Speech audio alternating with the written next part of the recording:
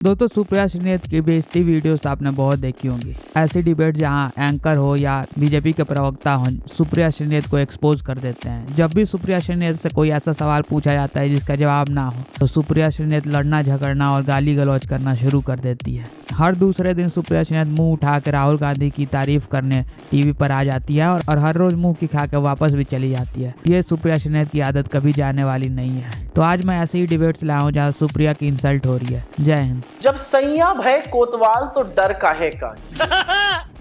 तो एक तरफ प्रधानमंत्री नरेंद्र मोदी बीजेपी के स्थापना दिवस के मौके पर सवाल पूछते हैं, परिवारवाद को लेकर घेराबंदी करते हैं विपक्ष की, और वहीं शाम होते होते राहुल गांधी का मोदी सरकार पर ये हमला।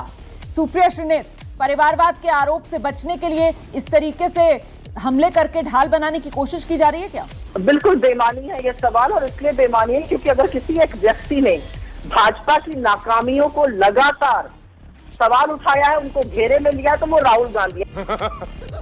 इसका जवाब जरूर मिलना चाहिए। नहीं तो वो तो कह रहे हैं ना, वो कह रहे हैं कि साहब देखिए वक्त में सबक सिखा दिया है शिवसेना, अकाली दल का क्या हश्र है आप देख लीजिए, और जो परिवारवाद को बढ़ावा देगा आने वाले वक्त में वो खुद भुगतेगा। वो कह रहे हैं वो तो गठबंधन में साथी हैं हमारे। काश आपने एक बार नाम अडवाणी जी और जोशी जी का भी ले लिया होता, जिन्होंने लेकिन सुप्रिया श्रीनेत एक सवाल मेरे मन में आ रहा है आपके लिए, जब लोकतंत्र में चुनी हुई सरकार को लेकर आप इस तरीके के सवाल उठाती हैं तो क्या आपको ऐसा नहीं लगता है कि वो मुद्दे जो विपक्ष की तरफ से उठाए जा रहे हैं शायद वो मुद्दे उस स्तर के नहीं है, या वो बेमानी है जनता के मन में? क्योंकि जनता तो चुन रही है ना, जनता तो मोहर लगा रही है ना, जनता तो फिर से सत्ता का ताज पहना रही है ना।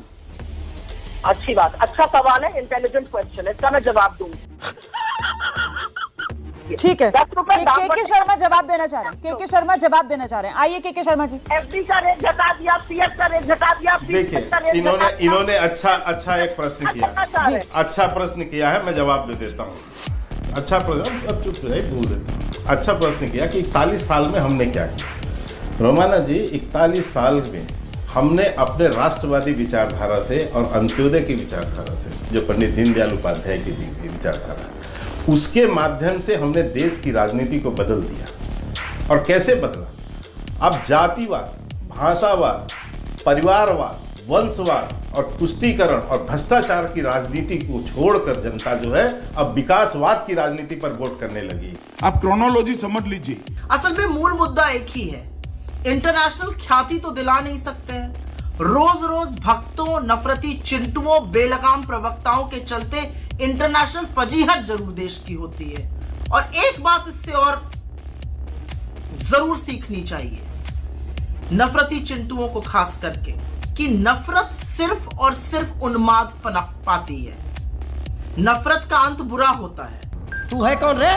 पश्चिम बंगाल में अभी तक आपके स्टार प्रचारक, 3 स्टार प्रचारक 4 में सबसे ऊपर लिखे हैं इन्होंने। पहला सोनिया गांधी गई नहीं, राहुल गांधी गए नहीं, प्रियंका वाड्रा गई नहीं, मनमोहन सिंह जी भी शायद नहीं गए। तो भैया स्टार प्रचारक किस लिए हैं? इटली के चुनाव के लिए हैं। मैं भी ये देखिए सीना ठोक के कह रहा हूँ, असम की बात कर रही थी, असम हम जीत रहे हैं, कहिए तो आपका भी सीना ठोक दूं। और एक बार मुझे और याद आता है, 2019 के चुनाव से पहले कांग्रेस के प्रवक्ता सीना भी ठोक रहे थे, बहुत कुछ ठोक रहे थे। जनता अब चुप कराइए। देखिए यही इनकी दिक्कत है। अभी ये चाहती है भद्र भाषा का इस्तेमाल करें, फिर जवाब मिले, फिर चिल्लाने लगे। ये मैं नहीं चाहता हूं। आज सुनिए, 2019 के चुनाव इनके प्रवक्ता आते थे और ये खुद भी चुनाव लड़ी थी। इनकी जमानत जब्त हुई, प्रवक्ता 1 महीने 2 महीने के लिए गायब हो गए डिबेट से। मैं बताता हूँ, अव्यवस्था पर कुठाराघात करना, सनातन पर कैसे कुठाराघात है, जिस तरीके से मृत्यु कुंभ कहा गया इसको सुप्रिया जी, तो ये मृत्यु कुंभ, अगर आप कुंभ को मृत्यु कुंभ कह रहे हैं तो मेरे हिसाब से फिर आप व्यवस्था पर नहीं महाकुंभ पर निशाना साध रहे हैं। मैं कांग्रेस पार्टी की प्रवक्ता हूं, मैं अपनी पार्टी का जवाब समझ गया। मैं तो मैंने कांग्रेस पार्टी का नाम भी नहीं लिया था जब इस तरीके की बात कही थी कि सनातन पर हमला हो रहा है, तो मैंने किसी पार्टी का नाम भी नहीं लिया था। अब खड़गे जी तो इनकी पार्टी के राष्ट्रीय अध्यक्ष, उन्होंने कहा गंगा स्नान करने से क्या मिल जाएगा, गंगा में स्नान करने से कुछ मिलता है क्या? अब जब इस पृष्ठभूमि में यह कहा जाता है, जिन लोगों ने कहा, एक कॉन्फ्रेंस की जिस गठबंधन ने, इरेडिकेशन ऑफ सनातन धर्म, यानी सनातन धर्म का समूल नाश, अब उस पृष्ठभूमि जब देखते हैं तो पिक्चर कुछ और नजर आती है। जब पूरी दुनिया में कॉन्फ्रेंस हुई डिसमेंटलिंग ग्लोबल हिंदुत्व, यानी संपूर्ण विश्व से हिंदुत्व को ध्वस्त करना, उस पृष्ठभूमि में देखते हैं तब समझ में आता है। जब रामचरितमानस की प्रतियां फाड़ने वाले लोग उस परिस्थिति में देखते हैं तो समझ में आता है। जब इन्हीं के गठबंधन सहयोगी कहते हैं कि हिंदू में कोरोना है, वायरस है और उसके अलावा बैक्टीरिया है, और फिर कहते हैं नहीं इसके साथ सोशल स्टिग्मा भी होना चाहिए, HIV। अब इनकी पार्टी के कर्नाटक के कार्यकारी अध्यक्ष रहे हैं, इस समय PWD मिनिस्टर हैं सतीश जारकीहोली, जो कहते हैं हिंदू शब्द गंदा है।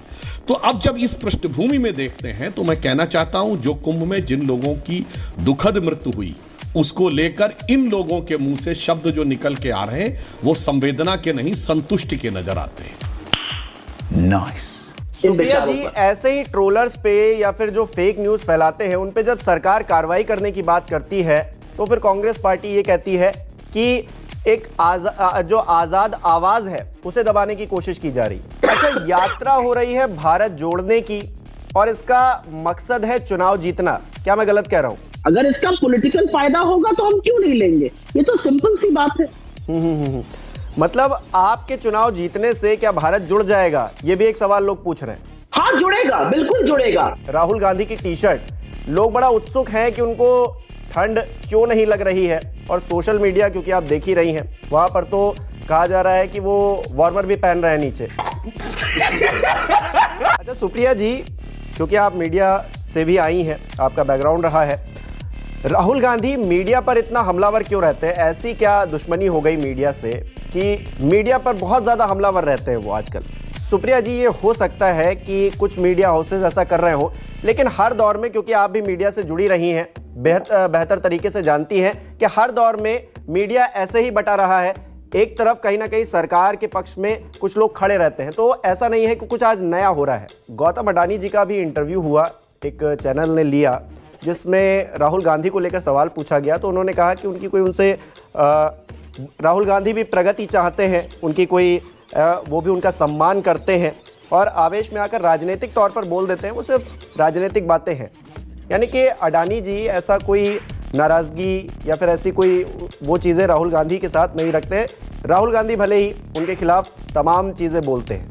दोस्तों, राहुल गांधी और गांधी परिवार के चाटुकारों में से सबसे टॉप 3 की बात करें तो उसमें सुप्रिया श्रीनेत का भी नाम आता है। सुप्रिया श्रीनेत ने, आपको याद होगा, पिछले साल कहा था कि हरियाणा में भाजपा की 20 से कम सीटें आएंगी वरना मैं नाम बदल लूंगी, लेकिन वो नाम अभी तक चेंज नहीं हुआ, लेकिन लोगों ने तो नाम रख दिया। सुप्रिया श्रीनेत की रोज ही बेइज्जती होती है। टीवी पर आके बिना सिर पैर की बात करना, यह सुप्रिया श्रीनेत की पुरानी आदत है, और बात बात पे लोगों से झगड़ा करना, फिर चाहे एंकर हो या प्रवक्ता हो, बदतमीजी से बात करना, यह भी सुप्रिया श्रीनेत का स्वभाव बन चुका है। तो वीडियो पसंद आए तो लाइक कमेंट शेयर जरूर करना है।